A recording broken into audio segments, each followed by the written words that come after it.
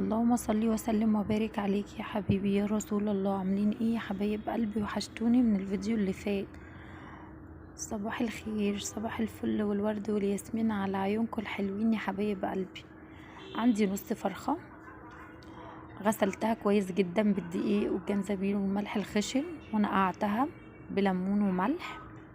ممكن تضيفوا خل برضو عادي. شوفي اللي حضرتك المحلول النقع اللي انت بتحبي تضيفيه، تحبي تنقعي فيه.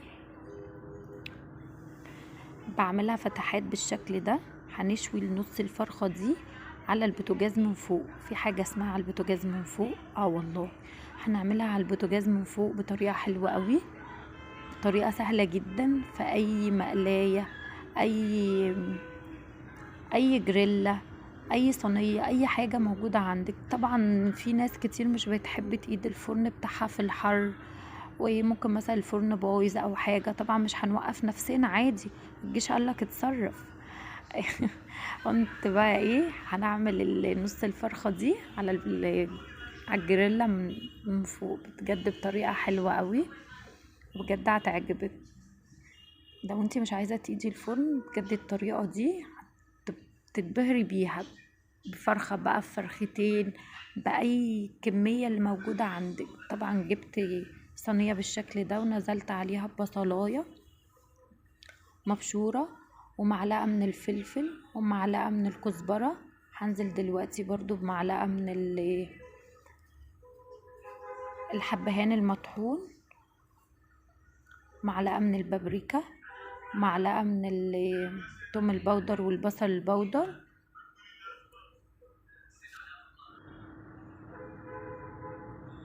معلقة من الكركم.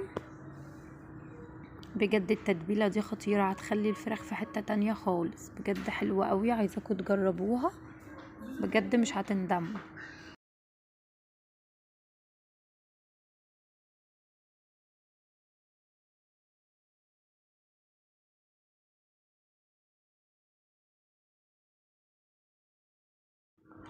هنزل عليها دلوقتي بالشكل ده، ورق الرولي بالشكل ده، ومرقة فراخ.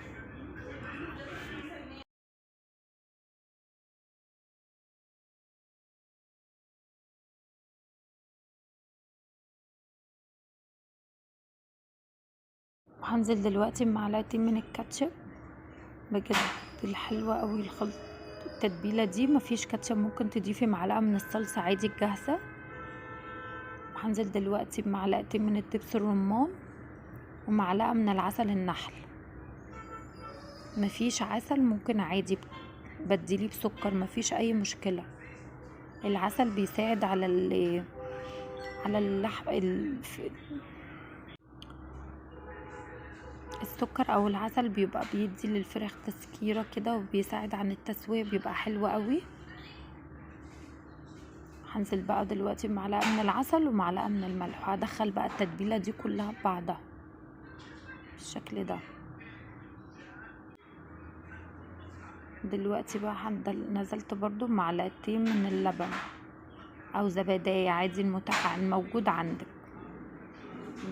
هدخل بقى التتبيلة كلها بالشكل ده. صلى على الرسول يا حبايب قلبي. اللهم صل وسلم وبارك عليك يا حبيبي يا رسول الله.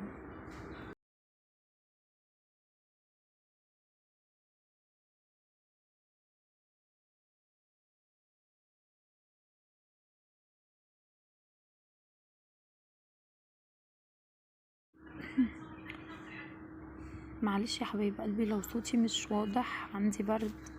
ونزلت بقى بنص الفرخة اللي انا كنت عامله لها فتحات بالشكل ده، ونزلت عليها بالتتبيله.